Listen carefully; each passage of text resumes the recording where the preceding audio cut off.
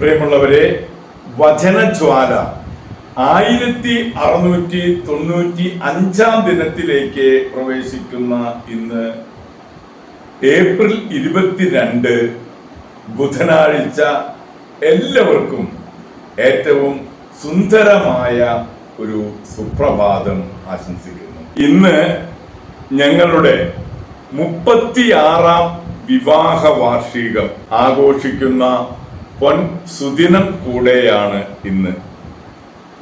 ദൈവം ഞങ്ങൾക്ക് കനിഞ്ഞു നൽകിയ ചെറുതും വലുതുമായ എല്ലാ അനുഗ്രഹങ്ങൾക്കും പ്രത്യേകമായി ദൈവത്തിന് നന്ദി പറയുന്നു. പ്രിയരെ, ഇന്നത്തെ വചന വായനയിൽ വിലാപങ്ങൾ 5-ാം അധ്യായം 1 മുതൽ 21 വരെയുള്ള തിരുവാക്യങ്ങളാണ് നാം ശ്രവിക്കുക. ജെറൂസലേം, നീ ദുഃഖത്തിന്റെയും പീഡനത്തിന്റെയും വസ്ത്രം മാറ്റി ദൈവത്തിൽ നിന്നുള്ള മഹത്വത്തിന്റെ സൗന്ദര്യം എന്നേക്കുമായി അണിയുക. ദൈവത്തിൽ നിന്നുള്ള നീതിയുടെ മേലങ്കി ധരിക്കുക. നിത്യനായവന്റെ മഹത്വ കിരീടം ശിരസിൽ അണിയുക. ആകാശത്തിന് കീഴിൽ എല്ലായിടത്തും ദൈവം നിന്റെ തേജസ് വെളിപ്പെടുത്തും. നീതിയുടെ സമാധാനവും ഭക്തിയുടെ മഹത്വവും എന്ന് ദൈവം എന്നേക്കുമായി നിന്നെ പേര് വിളിക്കും. ജെറൂസലേം, ഉണരുക, ഉയരത്തിൽ നിന്ന് കിഴക്കോട്ട് നോക്കുക.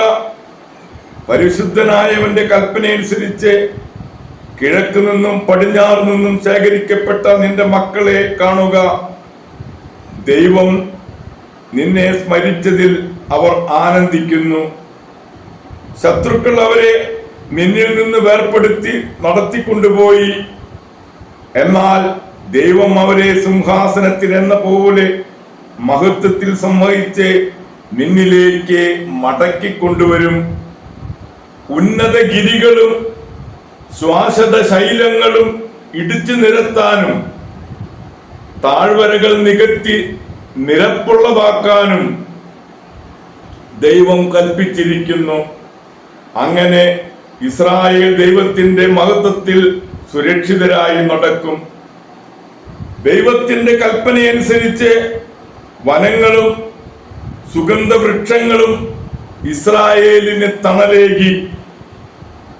തന്നിൽ നിന്ന് വരുന്ന നീതിയും കാരുണ്യവും കൊണ്ട് ദൈവം സന്തോഷപൂർവം ഇസ്രായേലിനെ തന്റെ മഹത്വത്തിൽ നയിക്കും.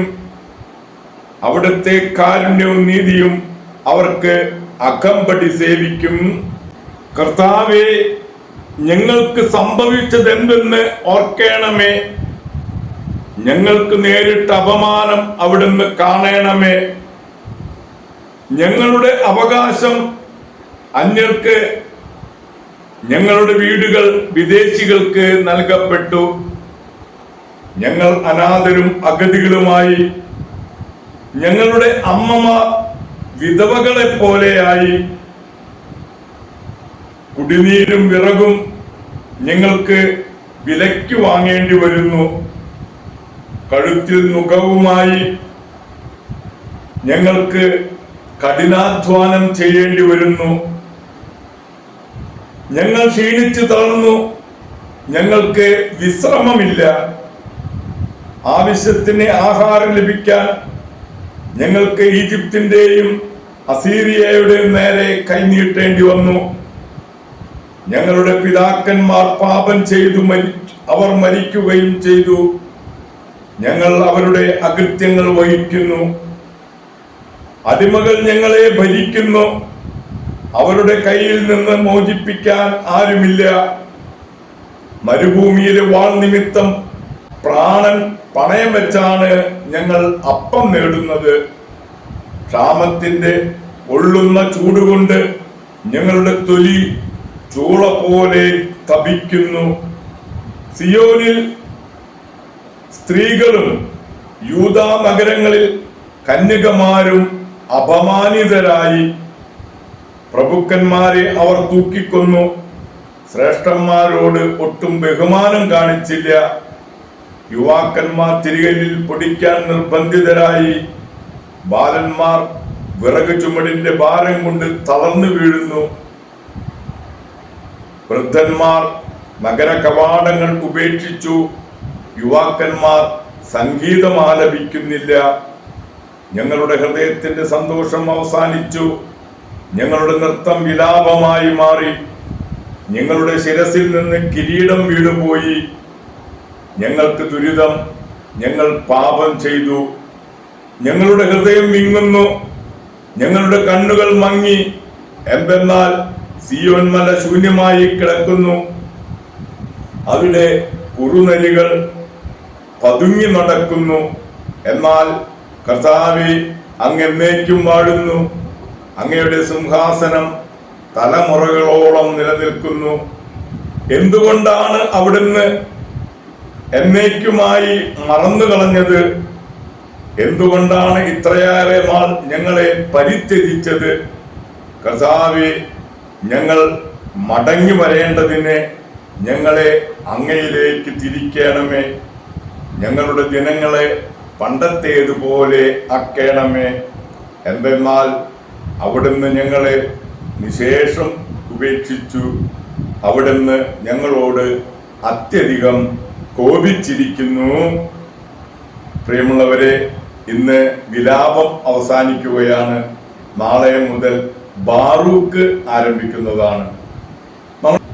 ഇന്ന് ആഗോള കത്തോലിക്ക സഭയിൽ 2 മാർപ്പാപ്പമാരെ അനുസ്മരിക്കുന്ന പൊൻസുദിനം കൂടെയാണ് ഇന്ന്. വിശുദ്ധ സോത്തർ മാർപ്പാപ്പയെയും വിശുദ്ധ കാസിയൂസ് മാർപ്പാപ്പയെയും. ഔദാര്യത്തിന്റെ പാപ്പ എന്നറിയപ്പെട്ടിരുന്ന സോത്തേർ ഇറ്റലിയിലെ ഹോണ്ടിൽ ഭൂജാതനായി. സോത്തേർ എന്നാൽ വിമോചകൻ എന്നാണ് അർത്ഥം. മധുരമായ പ്രഭാഷണം, സർവരെയും ആശ്വസിപ്പിക്കാനുള്ള മനസ്സ്, കഴിവുപോലെ സഹായിക്കുക എന്നിവയ്ക്ക് ഉടമയായിരുന്നു സോത്തേർ മാർപ്പാപ്പ.